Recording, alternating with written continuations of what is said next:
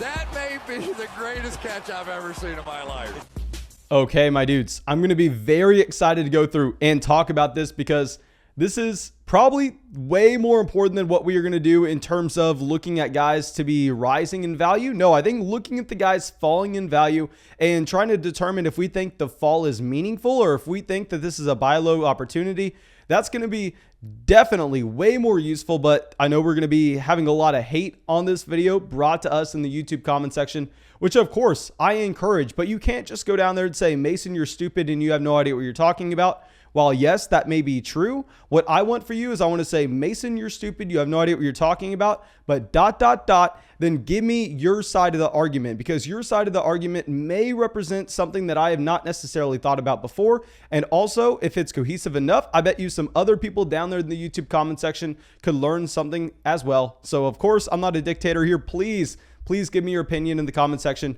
Drop a like and subscribe to the channel if you have not already. We are on the road to 30,000 subscribers. We should hit 30,000 today, or at least I'm hoping we hit 30,000 today. And yeah, that should be it. Let's dive into this video. And the first player we are going to be talking about here is going to be Jameis Winston. So I'm really wanting to go through and kind of avoid the injury situations. I'm not going to be talking about Carson Wentz. I really don't want to talk about anybody in the Indianapolis Colts system. And at the same time, we're not talking Michael Thomas. We're not talking about Cam Akers. But this is going to be the closest fall that we actually have for an injury-related reason. And I think that's not necessarily the only reason Jameis Winston is falling here. Because if you go through, if you kind of listen to the narrative of what we had about a month ago, I mean, most people were expecting, including myself, Jameis Winston to be the starting quarterback for the New Orleans Saints. But since then, Taysom Hill actually opens up training camp working with the first team. And I'll say that I think that this is possibly going to be the first time that we see kind of a quarterback by committee in the NFL. And I know a lot of people are going to be saying, Mason, you fool. Do you not remember that Taysom Hill was playing for the Saints last year and he actually got in some packages with Drew Brees? I'm not talking about that. I'm not talking about us seeing 20 snaps with Jameis Winston and us seeing 5 snaps with Taysom Hill throwing the ball. I'm talking about almost split down, maybe 60-40, and in obvious passing down scenarios, if they need to have some kind of deep ball completion, then bringing in Jameis Winston. And when they can go through and when they can more so game manage, I think then they have Taysom Hill. I'm not necessarily just saying that Taysom Hill is going to be in some unique packages. And I know a lot of people are also going to say, well, Mason, if you have 2 starting quarterbacks, you have 0 starting quarterbacks. I know a lot of people said that the last time that I made this reference. I agree with you guys. I'm not saying that this is going to be some great situation. I'm saying the situation in New Orleans right now is so bad that I think they're going to be scrambling to try to do whatever they can to make it where it's not a bottom 3 quarterback situation in the NFL. And why Jameis Winston is such a loser is I think now that we have the Michael Thomas injury, you're actually going to be seeing that this team really has no incentive to go out there and throw the ball 30 times a game. I mean, are they really wanting to throw the ball that often to the combination of Marquez Callaway, Traquan Smith, and Adam Troutman? I don't think so whatsoever. So I'm actually going to be projecting Taysom Hill to get a lot more work now that we do have Michael Thomas hurt. And you kind of see this with the ADP over on Underdog Fantasy, where you know I'm drafting every single night, live streaming every single night. Just make sure you're subscribed. Make sure you hit that bell. And if you go over and you look at Jameis Winston in his ADP, he's fallen 26 picks over the past month. So he's fallen over 2 rounds in ADP. Now he's going at 210. So really, this is a quarterback that if you want him, you can get him in the last round consistently. I'm personally not drafting him because I don't necessarily see the upside here.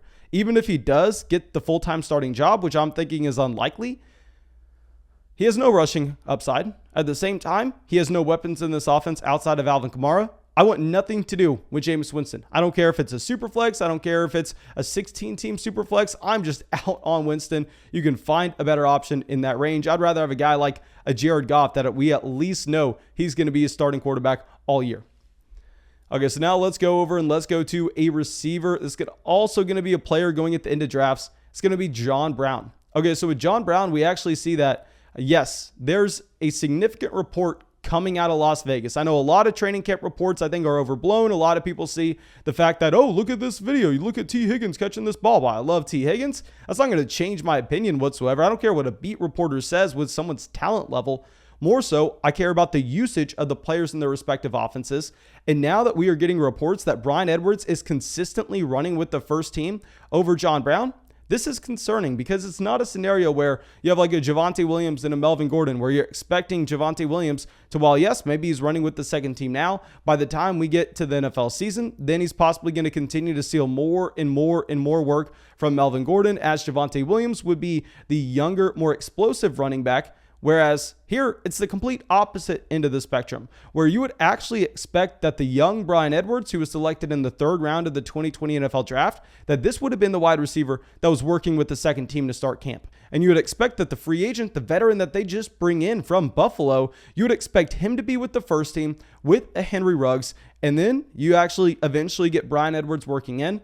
So it's very similar to what I said in the video yesterday where we broke down Michael Carter and I just had to kind of sit here and take the L and we go, okay, we never get these young guys coming out and starting training camp off as the running back one on their roster. Well, we have the same situation here with Bryan Edwards just completely taking the job from John Brown. Now, if you're playing in an underdog format, I do think that you have to kind of at least consider John Brown because A, we don't necessarily know how long Bryan Edwards is going to hold on to that starting job. And B, also, it looks like John Brown's going to be playing in 3 wide receiver sets. But for a lot of y'all where you don't necessarily have to go that deep at receiver, you can just completely scratch John Brown off your board. So now our next receiver that has fallen down a considerable amount is going to be Kadarius Toney. So Kadarius Toney has fallen 22 picks over the past month in ADP. So he's fallen almost 2 entire rounds. And on Underdog Fantasy, you can currently get Kadarius Toney in the last round of your draft. And here with Toney, I will say that if you're playing in a traditional redraft league where you have access to the waiver wire, where you can go through and you make some ad drops as the season progresses, I would most likely not bother drafting Kadarius Toney whatsoever. But if you're going to be in a league like that, I think you actually put Kadarius Toney on your watch list. Of course, you can just hit that little star next to it. And then as soon as we see a spike week from Kadarius Toney, as soon as we see a week where he's playing possibly 60-70% of the snaps for the New York Giants, and if he looks like he is that versatile player that they drafted him to be, I will say I'm not a massive fan of Kadarius Toney. I thought he was a very overrated wide receiver prospect coming out of Florida. But if he does flash the ability, I think you're actually going to be one to quickly pick him up off the waiver wire. Whereas in an underdog format, you actually have to go a little deeper at receiver. So now we have to have more analysis behind it. We really have to try to look at the price of a Kadarius Toney, where you're now going to be getting him the last round of your draft. And do we go, okay, so this is now a discount that we can be taking, because you look at the reports and what caused this fall is A, he missed a lot of OTAs. Now this was for a multitude of reasons, a minor injury, a contract dispute. And that was what was reported, a contract dispute. Now, I am an idiot, so I have no idea how these rookies can have contract disputes. I don't even know how they go through that negotiating process. So completely ignore me on that front. I can't help anything there. And also, he started camp off on the COVID list, but he's been at practice for about 2 weeks now. And apparently he's making some plays and he is showing that dynamic ability. So if you're playing in a league where you have access to the waiver wire, don't bother drafting Kadarius Toney because he's most likely going to be sitting on the wire regardless. Go take a backup running back. Go take one of those elite handcuff players, someone like Latavius Murray. And if something were to happen where Kadarius Toney, maybe say in week 2 or week 3, then he pops off, then I think you go out there and you make him a priority waiver ad, because we have seen sometimes when those rookie wide receivers pop off, they do not slow down. I mean, look at Justin Jefferson week 3 last year. So now finally going up a little bit in ADP and talking about some guys that are not going at the very end of drafts, let's talk about a Jalen Hurts. And here with Jalen Hurts, I kind of noticed that in those live stream drafts that we were doing every night, I mean, you started seeing Jalen Hurts fall more and more and more to the point where I actually started drafting Jalen Hurts in a decent amount of leagues. And with Hurts, there are a couple different things going on right now. So there was a quote that the coach comes out and says, yeah, Jalen Hurts is working with the ones for right now. I don't know what that quote means. I mean, Jalen Hurts projects to be the starting quarterback on this team. What the hell does working with the ones right now mean? Are you really telling me that Joe Flacco is going to be a potential quarterback getting starts here?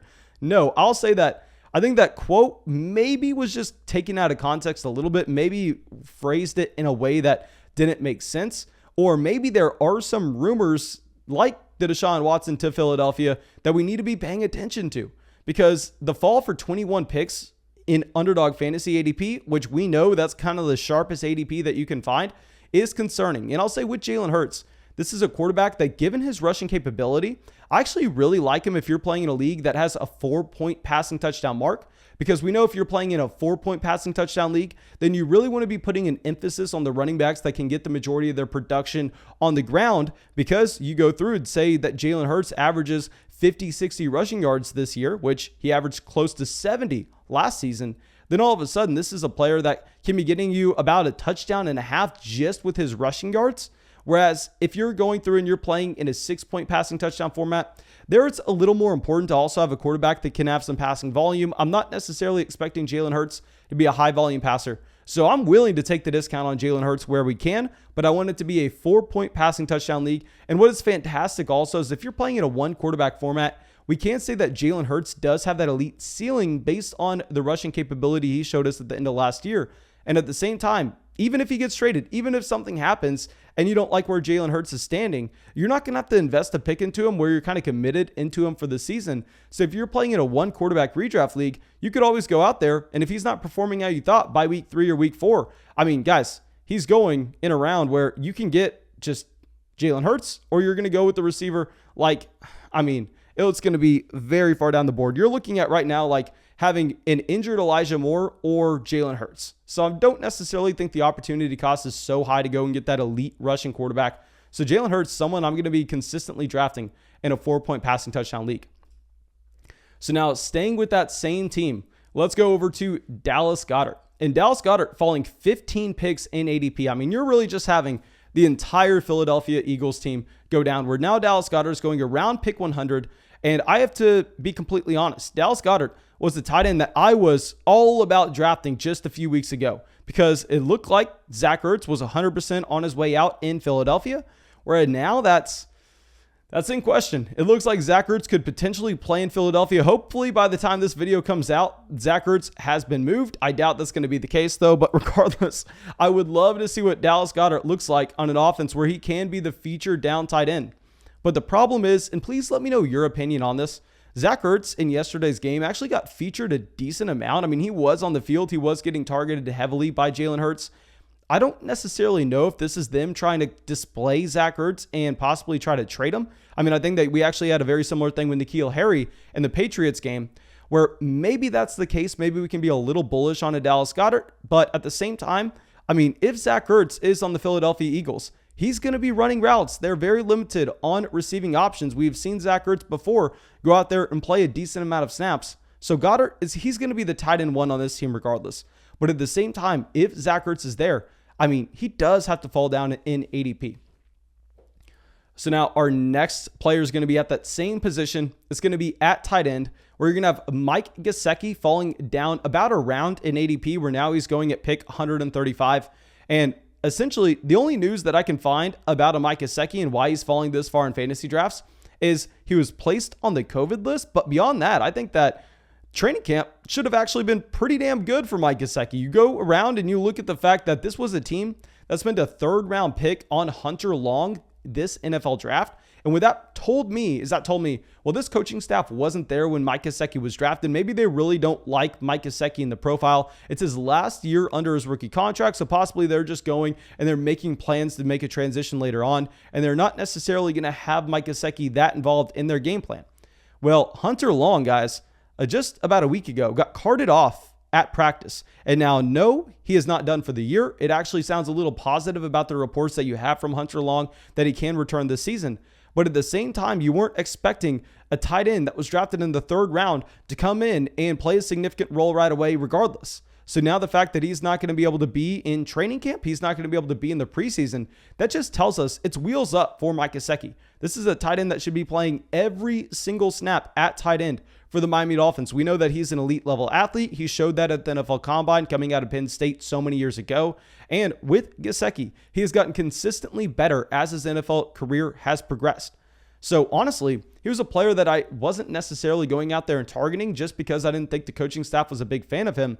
But at the same time, I think now they have no option but to feature him in the offense. So I'm going to be perfectly fine going out and drafting Mike Gesicki. If we can get him in the 12th round, I mean, I'll be fine taking him and then getting Johnny Smith later in the draft. And I think we have kind of the tight end position set at that point.